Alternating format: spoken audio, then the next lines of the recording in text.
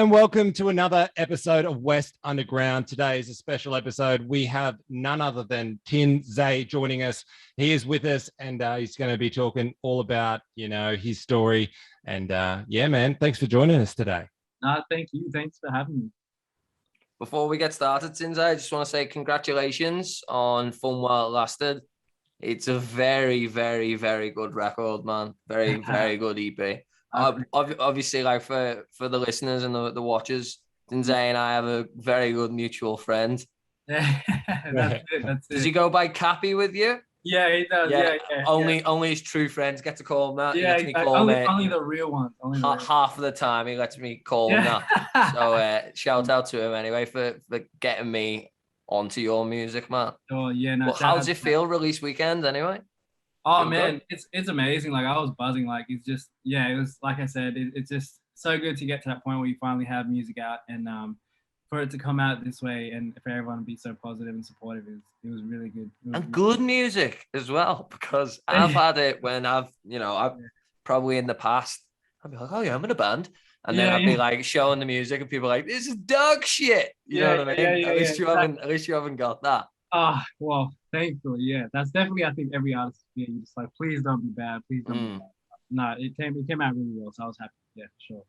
Nice, man. And before we go any further, I just want to tell you, Jack's been talking to me about you for the last couple of days, but I chose with this interview especially. I haven't done my homework, so I can kind of come in here as a punter or one of our regular listeners, and just kind of ask questions out of curiosity to find out more about you in here. And Jack's the well-read, educated host in this interview, and I am going to be taking the part. Which makes a difference, Tinsae. I'll tell you that for free. It does make a difference. Yeah. That's all good. That's all out. No worry. I'm cool with it. So how long did it take you to do the record? Has this been in the works for a couple of years, or is it just pretty much like came out of nowhere, blossomed out of nowhere? No, so I wrote it about the start of last year. I got through. I had 5 songs initially, but then one of them just wasn't cutting it. So I wrote it at the start of last year, but I was trying to put out another project before this one out, which was just like a mixtape. So it was more kind of on the low. It wasn't an official release, but being kind of the first time going through the process, it just kind of dragged on and on and on. It was really hard to get everything through. So that one kind of delayed it, and then I didn't get started recording this one until about, I think, June, July, which was actually, no, sorry, when we came out of COVID, it was like the 18th of, was it September or October? Oh man, I can't even remember that anymore. I know, it's so like funny. Stop start so much. It feels exactly. So it was somewhere around, it was like the first week we came back from COVID. I would have had it done earlier, but because everything that happened, that's when it started. So I think it was about probably a 6-week process to record it. And then over Christmas, then we finalized it, did all the last few, little tweaks. Little tweaks, things that, if anything stood out that we felt like we could do better. And then it was ready to go. So. Oh, that's awesome, man. Nice, man. Honestly, it's really, really good. Really. So I was trying to get early release, and Mamadou, because he wouldn't let me call him Cappy that many times. He was like, "No, man, you just gotta wait. It's coming out. It's coming out." And I was like, "Just tell him." Because when I hear about something and like because he was so excited about it. That added to my curiosity. I'm like, look, I've got to hear this right now. He's like, no, it's coming out. So I kind of like I was following you on social media, and I was like, I was watching the countdown. And then I'd set a reminder in my phone. That's awesome. I'm really, really enjoyed it. Really enjoyed it. I'm glad. The countdown thing worked. No, big time, man. No, thank you. I really do appreciate that. It means a lot. Hey, man, I've got 2 questions for you. Go ahead. Yeah. One. Have you got Burberry bed sheets? Well, the pillows. Nice. The important part. The important part, exactly. I was looking in the background. I was like, oh, this man's got some style and taste here. That's a good that's a nice pickup. And my second question is, I feel like we've we've started at, you know, at current day, and I just want to take us back to like the start. Like, how did you, you know, how'd you get into music, man? Yeah, for sure. So like early days when I was a kid, me and my brother got into dancing. Like that's kind of where it all started. I'm a bit of a dream chaser, so I had a few other dreams before music. It was more on the sports side. I was really into sports as a kid, but you know, initially I think it was my dad or my uncle gave us like an old Michael Jackson greatest hits video. Yeah, wow. Which had all of his like top videos in one little compilation. Was it a DVD? It was called Michael Jackson #1s. No, it was a VCR. It was back when like. Oh, okay. Because like I had something very, and it was all the videos. Yeah, literally. And I think we saw that when we were kids, and we just were like, what is this? We were just blown away. Yeah. I think from that moment, I knew music was always going to be there. But making music didn't start probably until I think it was 2016, where I was chasing a basketball dream. It didn't really work out. But everything I learned from, you know, all the training and stuff, I kind of applied to music. And then, so I just started off with really just enjoying R&B music. I wasn't really like particular on the type of music I was into. I was kind of just, you know, a bit of everywhere.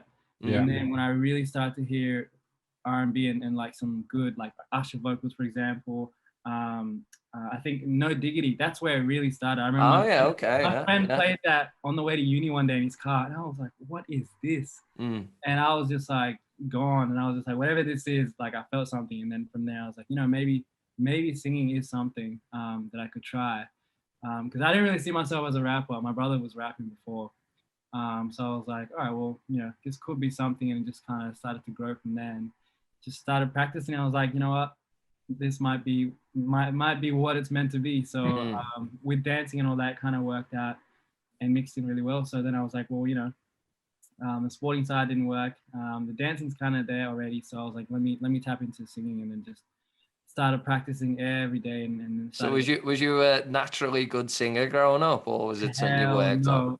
Yeah, I'll tell you the story, man. Right, I'll tell you the story. So my mum. Yeah. My mum's a great singer, right? And she used to go out and like singing like clubs and every weekend, like growing up every weekend, right? Nice. Yeah. And then when I was like, I think when I was like 16, my friend was in a band and he was singing, and he could not fucking sing. Oh yeah, right? He could not sing. And I was like, man, I was like, mate, you're awful, terrible. And he's like, oh well, you have a go. And I remember going home to my parents and being like, I've got band practice on the weekend. Yeah. My old man was like, but you don't play an instrument? And I was like, no, I'm the singer. I'm Daddy, it's me. Daddy, I'm the singer. I'm the singer. And he's like, but you can't sing. And I was like, motherfucker. Oh, damn. And I just went, and then through like putting the chops in. I've said this to Hamish before. I feel like everyone's kind of got something in their voice, which is good. And then you just work on the strengths. And minimize the flaws. On the strengths. And you get better. That's it. It's like anything. Hey, it's just a skill. It's just a skill you're building. And the thing is, like, what I realized is that first of all, if you have a voice, you can sing. You know, like singing is just a technique that you kind of utilize, you know, your body in different ways. So it just takes a lot of practice to. I think for the most part, you're just undoing, especially as an adult. It's a bit different when you're a kid. I think when you start off, because you haven't gain any fears, or you don't have any like structural issues yet, because you just everything's very natural and, you know, pure. So I think that it's easy for kids to pick it up faster, whereas as an adult you're so used to using your voice a certain way, and you have all these emotional attachments to how you use your body already. So I feel like for the most part of the training was all undoing problems as opposed to building a skill, and then the skill kind of forms from that. Did you get a vocal coach, or did you do it yourself? No, for a year I was doing it myself, and then I knew, obviously I only knew so much on my own, so I didn't get a vocal coach. I think it was I started with like a 12-week program because I was from Brisbane, and that's where I grew up. Oh yeah, okay. And there was a lady in the Gold Coast that started me off, and then I moved to Sydney, and then I found a guy here in Sydney, and I did that for about 2 years, which is probably where I learned most of the technical aspect and how to really train my voice. But when I finished there, I just kind of felt like I was ready to kind of do my own thing. And I just really just paid attention to all the little like different skill sets that kind of combine to make yourself kind of a better singer, and then just started researching my own stuff and just, you know, developing my own programs and practicing like day in, day out until it started to really come more naturally. Until it sounds good. That sounds good. Until you can say, I can sing, kind Yeah. of. Yeah. So, so that's pretty much it. Hey, and yeah, you keep practicing, I guess, regardless. And man, do you play drums at all? I don't, and you know what? I wish I did. Like, I wish as a kid I looked at it and I was like, oh, that looks cool. Why don't I just do it? But I was too into sport, and I just never started. But I wish like that's one of the regret I think I have is not playing an instrument. Yeah, but your voice is your instrument. No, I agree. I say that because I'm lazy and won't learn anything. But I remember someone was like, "What do you play in the band?" And I was like, "The heartstrings." Yeah. The audience. Yeah. I play you all like a fiddle, and it's just. But you've got the instrument that, you know, is stood there right in the middle. Yeah, that's what people are listening to. That's very true. There is something nice though about like. And I like saying that to shit on Hamish because he's a guitarist. Oh yeah, I was gonna say like I wish I could play because I couldn't guitar and I told myself I was gonna practice, but obviously you know how that goes. It doesn't happen. And singing's like so much. It takes so much effort like to learn and to do it. It's just like do that and try to learn something on top of that. It's just like let me. Oh man, this time. How old are you? I'm 28. Yeah, this time. Yeah, there's time, but you know. You tell yourself that, but I think if you picked up electric drum kit, you would be able to play it really, really fast. I think because if you did a lot of dancing as a kid, you would already have your feet pretty well coordinated, and you've got the rhythm. So that's very true. Yeah. No, I'll definitely be forcing myself to try and to keep going on it. It'll be I think it's always a huge advantage if you can play an instrument and sing as well. Oh, 100%. Just the right music, man, because it makes it. For you, because you kind of I mean, it's different for me anyway, but like when I'll be like, so if do you do this, then do you come up with a melody first and then you're like, right, I need to find the music to fit this? I do that a lot, and then you're hoping that the other person knows what you're getting at with it as well. And that's the problem. Like, you're always trying to find something to match it as opposed to just create it yourself. So I guess, in that sense, it would be an advantage. But at the same time, you know, if you have enough experience and you can kind of, like right now, I go on BeatStars and find beats, for example, and I'll just kind of listen to it and create melodies of it if I haven't already come up with one, and then just kind of flow with it. Yeah. But it depends how you do it, and it changes every time. Every song's different. So shows wise, what will be the setup for you doing live shows? Will you have a band? Will you hire a band? I think eventually I probably won't be able to do that now just because I probably can't afford it. Oh man, you'd be amazed what musicians will do for exposure. I guess I'm saying that not in a rapey way. I'm saying it because I've done it myself. Nah, I guess we're all in the same boat, so I'm sure there'll be people out there that'll be keen. But especially if people like it, man, because you know, people like listening to it, and then they'll want to do it because then if you all collectively make it together, it's 100%. You know, it's paying everyone's bills, man. Do you need a band though, man, or would it be more helpful if you find somebody who can really, when I say DJ, like really DJ? I think for now, preferably I'll go with a DJ just because I think. The sounds, a lot of the instrumentals I do might be hard to recreate with a band. You know, a lot of modern sounds are all computerized, so it's like unless you have a full-on like band with, you know, all the different instruments to be able to create the same sound. Otherwise, it'd be a bit too hard.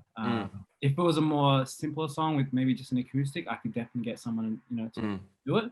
But I think for now, with the songs that I have and the ones that come, will be probably too hard to have a band. And when you write music, are you thinking still like a dancer? Like, are you thinking, is this danceable? Is this going to work in like the clubs? Is that? No, you're right.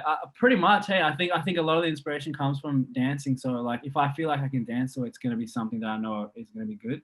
But at the same time, you know, I don't want to limit myself to like one style or one type of energy or upbeat. You know, I want to be able to tap into different emotions, and if it's going to be a sad song, let it be slow. So in terms of writing, that's definitely one aspect. But other than that, I think it's just the best way for me is just to start off by just freestyling. If I have kind of like an idea in my head that I kind of want to express, then I'll try to find a beat that kind of sits around that, and then just see if the melody that I can come up with suits it. And I'll kind of keep sifting through until I find something that kind of really, that really paints that picture well. And after that, it's kind of just like fill in the blanks. Once you have the melody and the flow, you just kind of put the words in, and everything starts to create a concept from like naturally from there. Nice, man. And like, when you're recording demos, like, what are you doing it on? Are you? So I have a little home set up here where I do it off Garageband. Yeah. I feel like that's just the easiest way to just do quick demos. Get a song structure out, play around with lyrics, and I prefer to do it at home where you can kind of just be vulnerable with that. Oh no, absolutely, man, absolutely. You don't want anyone trying to like talk into your head while you're trying to come up with something. You want to be in your own space. So yeah. I think GarageBand is great, man, and I think a lot of people shit on it, but I think the best part about it is you can open yourself a session and you can go straight into it, rather than Logic, Pro Tools. You kind of got to set yourself up a little bit more, and by the time you spend half an hour to get yourself ready, you've lost your inspiration. I think Garageband is the best. That's what I use for demos, man. It's and I am not the most tech person. Hamish will tell you I am useless. But like with GarageBand, I can easily enough navigate it now myself. Yeah, 100%. And that's the thing. As an artist, you just want to get straight into it. You don't want to waste time. Once you're kind of in the vibe and you have an idea going, you just want to put it down. To go from a phone, right? And voice memos or whatever on your phone. I've got thousands of them. And it's missing shit when you ban it. Oh, it's terrible. And then to get onto GarageBand and it just sounds automatically cleaner, and you go, oh, this is nice. And even further, have you heard of eMastered? No. It's like a online mixing and mastering digital mixing and mastering service. It's free to sign up. I use that to kind of like, once I have I try to create the best possible demo so it's as close as it's going to be to then take that to the studio. But I use that eMaster to mix it online and then have like basically a professional demo almost. So I know like this is as best as I can get it for myself. And then when I take it to the studio, then it's like we have something really legit to work off. And then and it saves so much time doing it that way as well. It does save so much time. And you have to, because like it costs a lot of money to do anything. 100%, like 100%. At this point, like it's coming out of your own pocket, so it's like you need to be efficient. You want to be able to be prepared. You need to minimize your time actually in there. No, to be honest, we did it over lockdown. We recorded like 30 songs, right? Oh wow. Literally between the band, on GarageBand. So like every day things were getting out of the And then when we went in and recorded, I think we done 6 over, the little breaks in between. And we were saying we don't know when we were in and out of lockdown. Those little days when you weren't really in lockdown. And we went in, we did those. And the amount of music we used from what was recorded at home, crazy. That's beautiful. Yeah. So it is so important, especially as you say with the price, man. Yeah, 100%.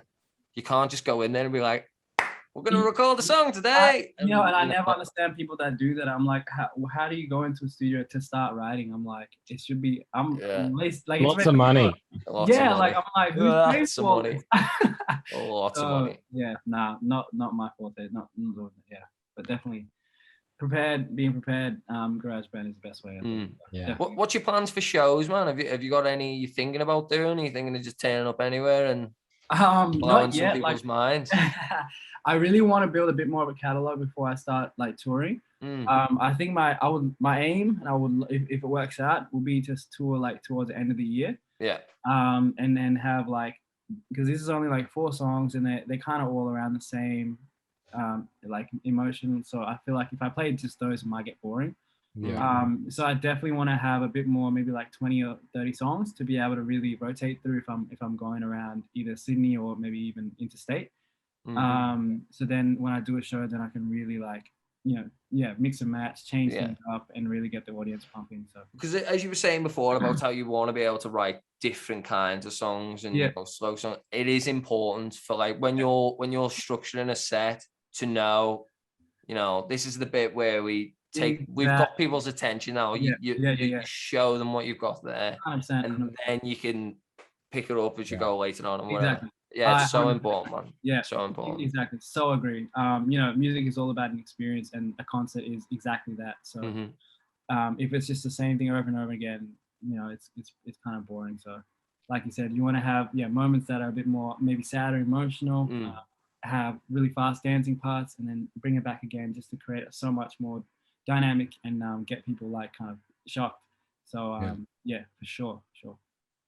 I know for a fact that the world you're trying to break into is a completely different model from the world me and Jack have been in, for going around bars and playing kind of rock, rock music. Yeah. But like, have you thought about like approaching any like indie labels in Australia or R&B labels?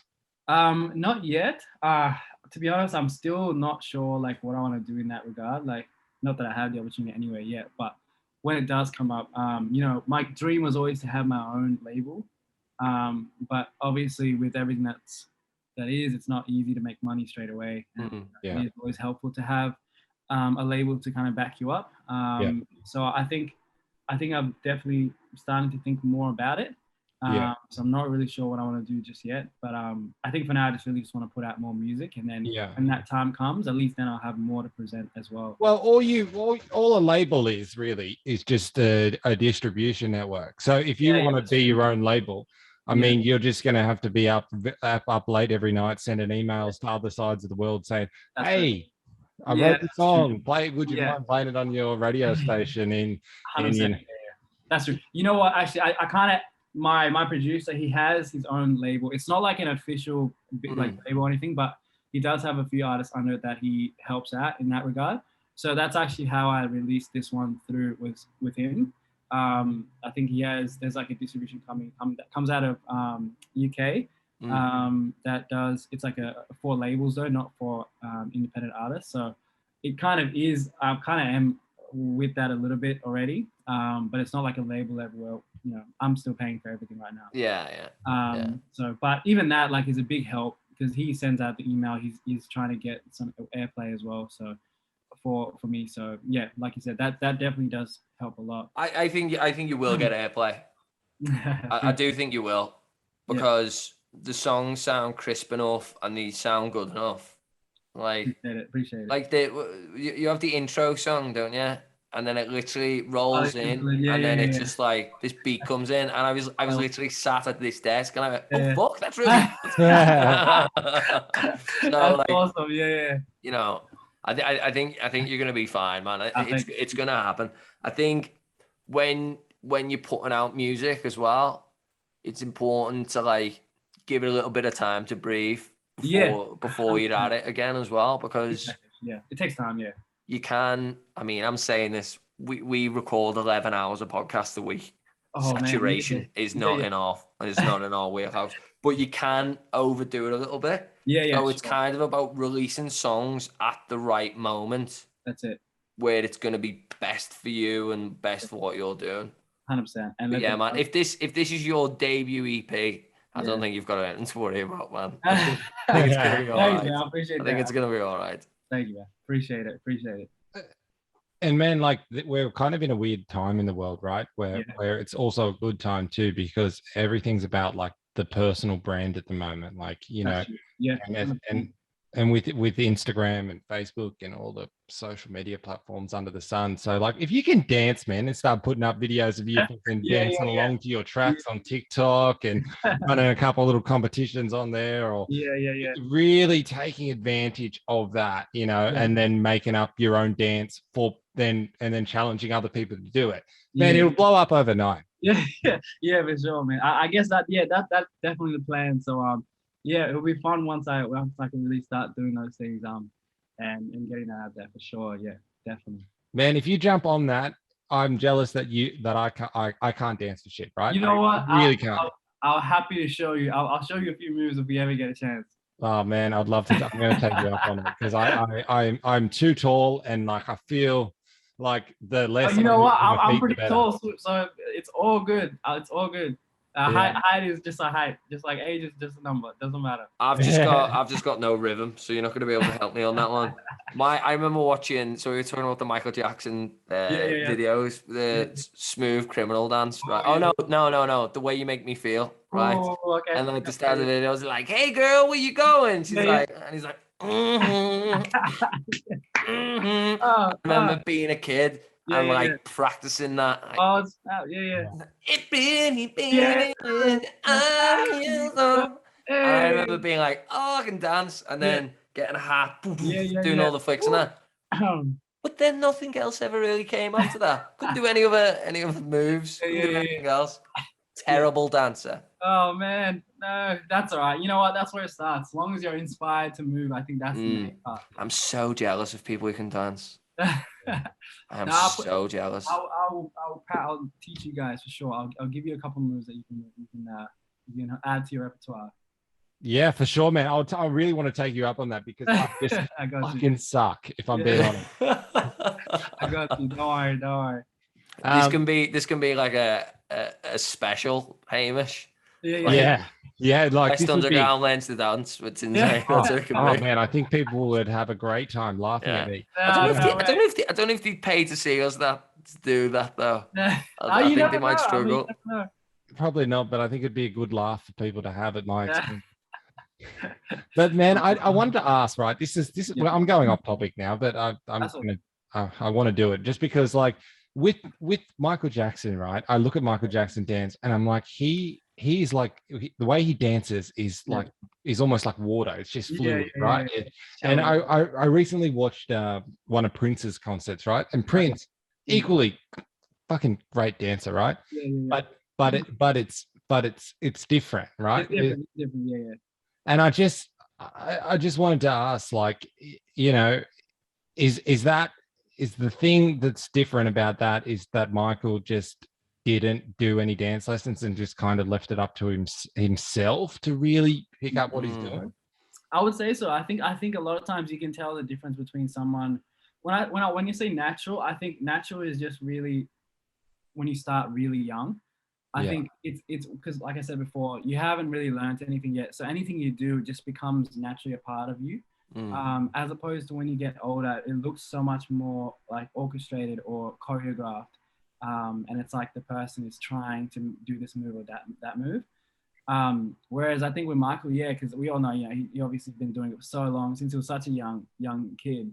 And having such big influences like Sammy Davis Jr. and all those old school guys that like almost look like they invented dancing because it's so far back in the days, but they were doing so great. It's just, and then just putting it all together just makes it seem like it's something out of this world. And having that skill to be able to really just make it look like it's really flowing, and it just looks like it's as easy as anyone just walking. Like that's how it feels. So what kind of dancing were you doing when you were a kid?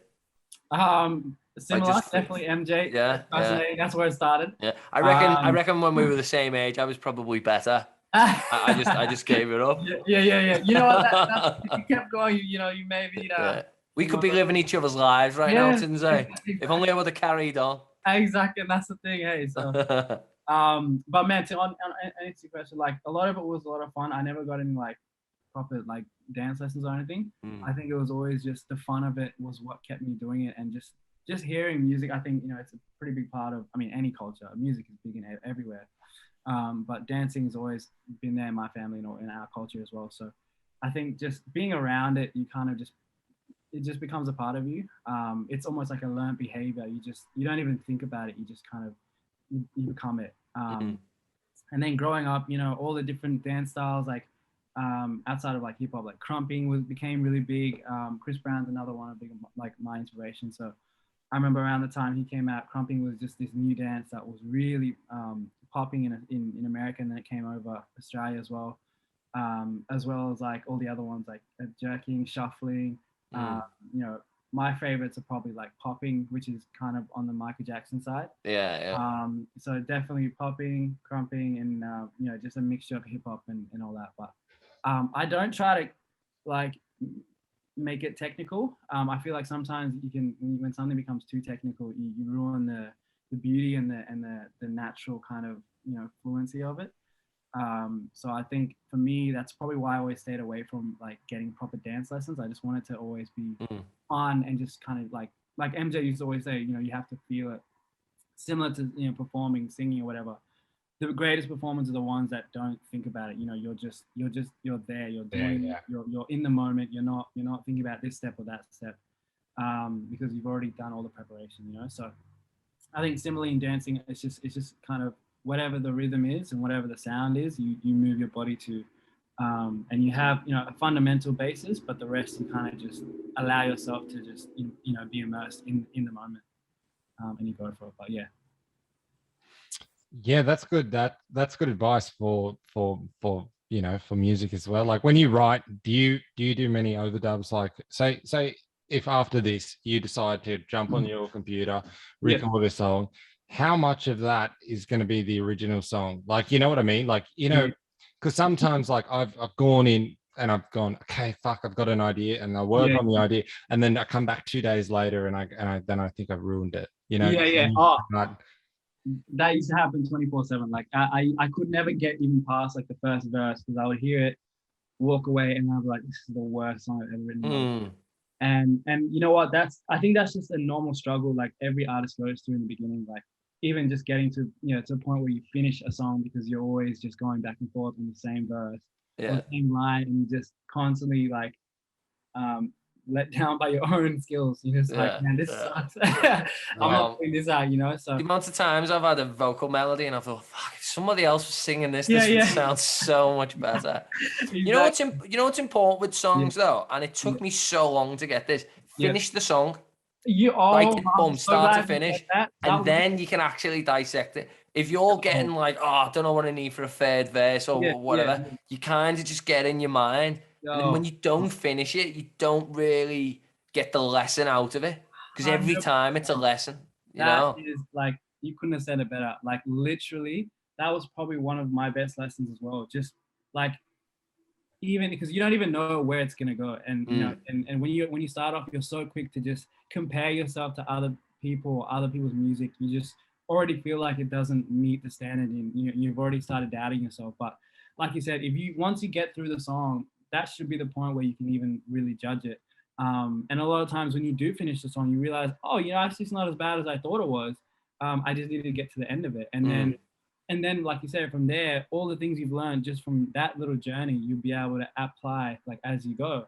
And so what I do now is, you know, I don't talk I don't say it's bad or anything. I just get through the song, allow myself to just, you know, vibe as if it's almost like someone else wrote it, and I'm just enjoying it till the end. And then I walk away and come back, and if it's still got the same energy, then I know it's going to be a good song. Whereas if I come back and it's like, you know, something's changed, and you know, I don't have to change the song. I can go back and see maybe it might be a melody thing that I can work on. And I always try to just think, how can I improve it, as opposed to just ditching it. Because I feel like every song you write for a reason. There's no point of like throwing it in the trash, because you never know what it could be, like the next bigger song, but you threw it away, you know. So I always just try to make sure I'm not too hard on myself, and you know, if it sounds good from the start and the rhythm is on, like just keep going. Just finish the song and then walk away from it, and then come back and see if it's still. Anyone listening to this right now, finish the song. Finish the song. Just finish. Get in a habit of finishing songs. 100%. 100%. Yeah, I'm starting to feel like I need to end this interview here and quickly go and finish a song. My Logic sessions, Go and finish a song, Hamish, you lazy man. No, but I mean, it is hard sometimes, like especially like, do you have people who you send your music to? Do you have people who you trust? You know what? In the beginning, I did, and I learned never to do it again. my brother, right? I love my brother. I love him, right? Great guy. Yeah. But he'll find something. You sure about this bit? And I'm like, man. Yeah. I know. You just like, how many songs have you done? Yeah, exactly. You start saying, man, you've done nothing, anything. You don't know a thing, but I know it's coming from a good place. Yeah, 100%. And He's trying to help me, but at the same time, in that moment, I didn't really want any negativity. Yeah, exactly. You don't want to hear it. Compliments. Exactly. 100%. And you know what? That's the reason why I got in the habit of finishing songs, because I tell myself, like, while you're in that creative process, it's not going to sound good, like, because you're still in building phase. It's like, it's raw, it's fresh. It's raw, exactly. If someone showed you, a half-drawn painting that might be a masterpiece in a couple of days, you're going to be like, this looks, I don't even know what this is right now, because it's still in the building, so yeah. That's why in that process, I don't literally show anyone anything until I'm ready, like until I feel like it's done. And whoever judges it is judging the full project, not a piece of it or a verse of it. Because you never get it done, and you just be like, "No, this is trash." So that's what I do, and then I usually send it to my brother, which he's usually pretty hyped because we listen to the same music, so he'll know. Like this. He'll know if it's good. Yeah. And then I made that mistake too. I sent it to one of my friends, and he sent it back. He's like, "This was whack." My heart dropped. I was like, "Oh man," because you think like, "This is the best song, man. This is it. I'm pretty sure this is it." And then like, "This is terrible." You're just like, "Oh, I'm done. Like, I should just quit now." I think it's important.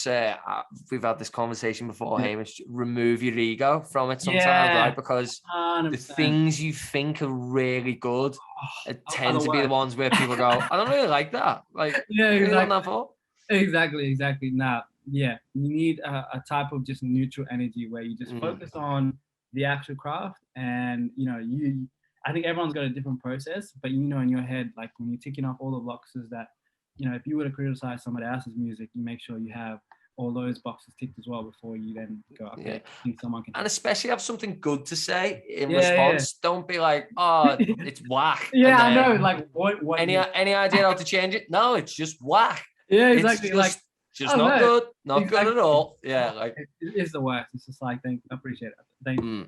Like, I just want to ask you guys, because I found myself doing this sometimes. Sometimes when I listen to music, right, or watch people play music live, sometimes I'm rewriting it in my head, like subconsciously, just going, and I can't help it sometimes, and I catch myself doing it. And I'm like, "What are you doing? Just enjoy it. Just sit back."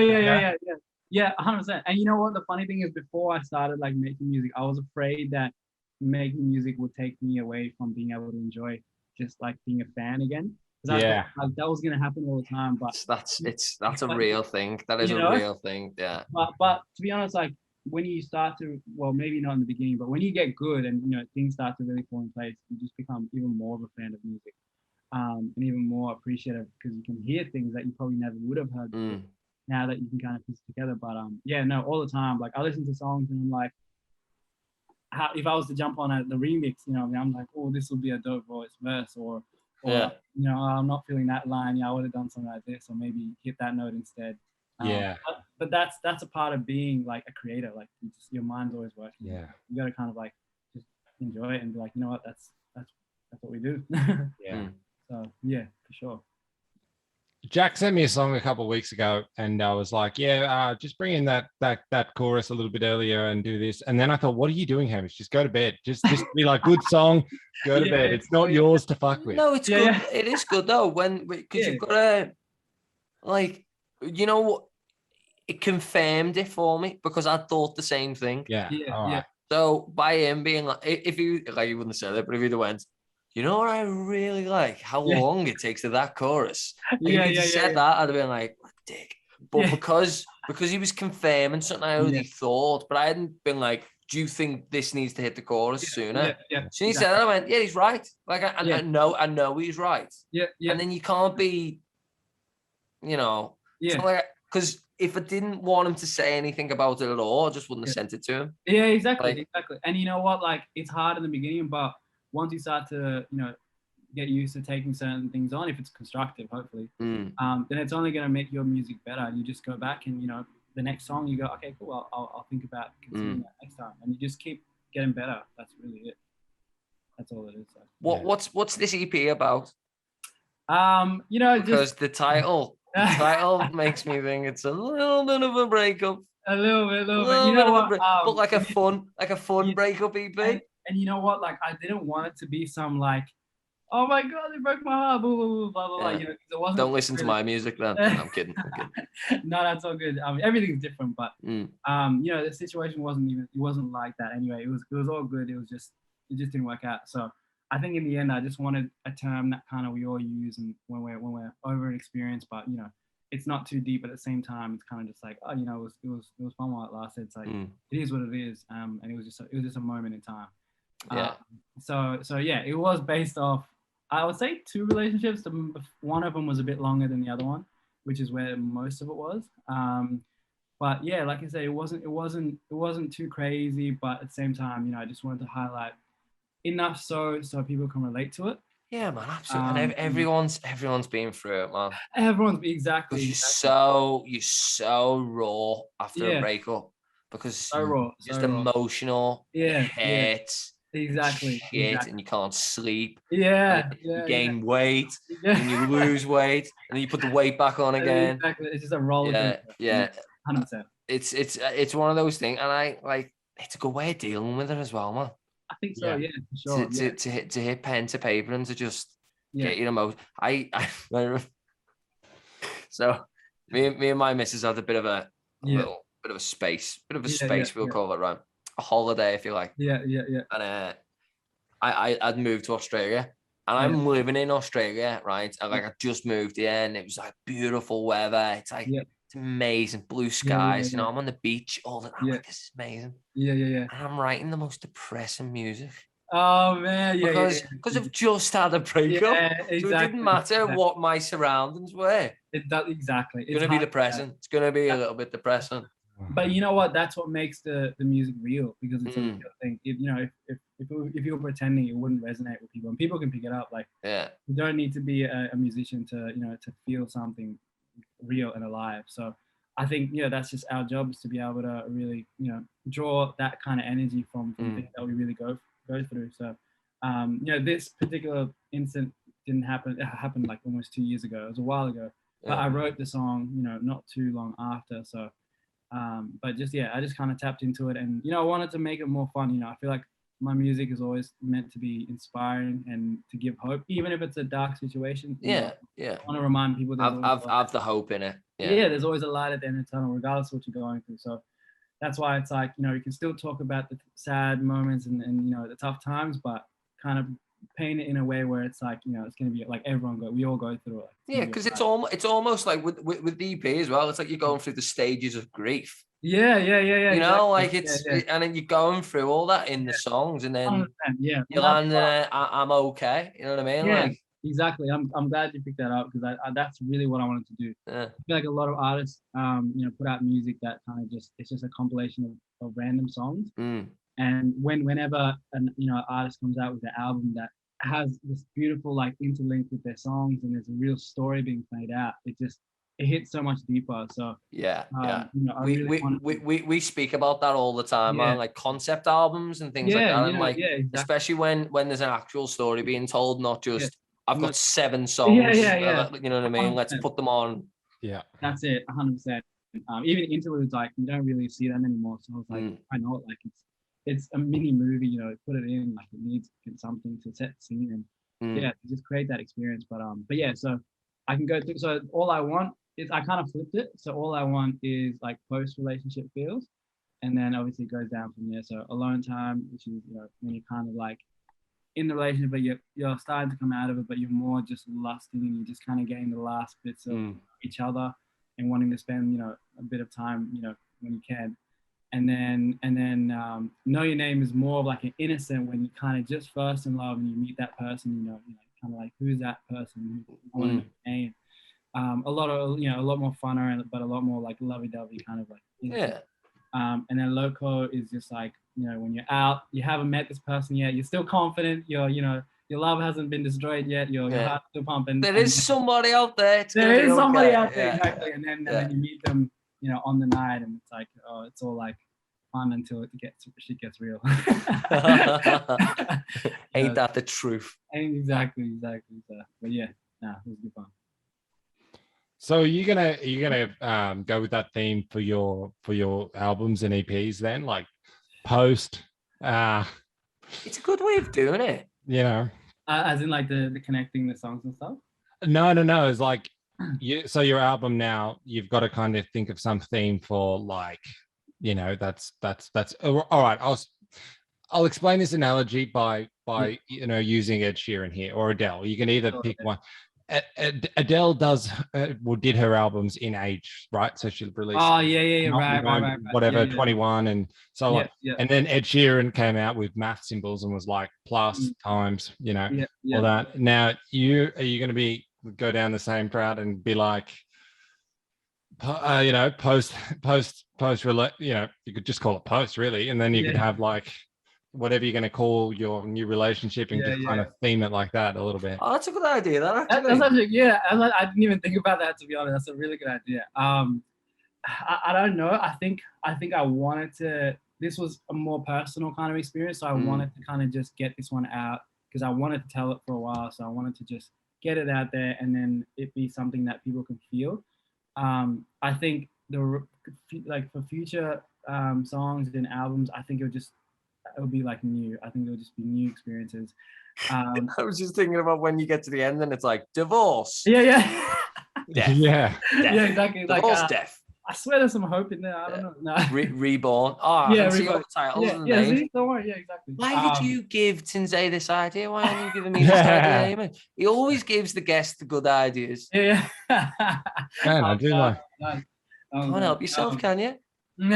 Oh man, I hope you don't go through any kind of divorces. Oh man, that album will sound like a 90s like gangster rap album, like F that bitch, or something like that. It would not be a nice title. Yeah, exactly. It wouldn't. It would be some intense shit. No, I don't know. I've got an idea for what the next like full-on album's gonna be, but it's probably not gonna be related to like this stuff. It's gonna be more just about making noise. So that one might be a little less story-like. Like I still always want to be able to tell stories in my music, but I also want to be able to make music that people can just have fun to and not think too much of it.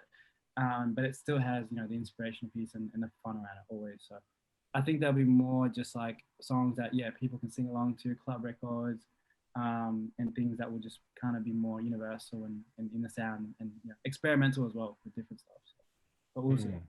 Well, also, man, once you say find like a DJ to go out with, once you've got a collaborator as well, like your music will change. You know what I mean? Because they're gonna bring their because it's a partnership, really. And you might be getting like music from them, like beats from them that they might be going for a bit of shit. So, it's always like that because like this is how we vent. Yeah.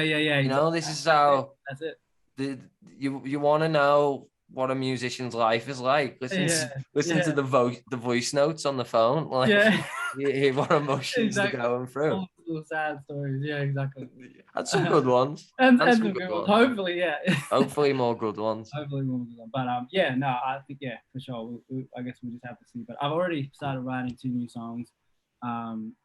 Just to kind of keep the momentum going, because like I said, I want to have a catalog by the end of this year to be able to then really put out there. But we'll see how it goes. Well, I'm excited to see it out anyway, man. And like I said, for sure, Cappy's been spreading the word. You better believe he's been spreading the word. Sure, shout out to Cappy for sure. Yeah, I know.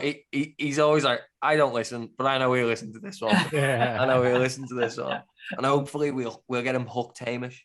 Yeah. But man, thank you very much for coming on. Thank you for your time. Thank you for the EP. Man, thank you for having me. I really appreciate it. It means a lot. No worries, man. Drop us a DM whenever you want to do this dance lesson, man. I'll be there. Yeah, for sure. We're 100% up for that. Check out your music for sure as well. Oh, yeah. Shit, You'll like it. If you like being depressed, you're gonna love it. Music is music. I'm sure it's amazing. I'm sure. You'll find joy in it. I'm sure. Yeah.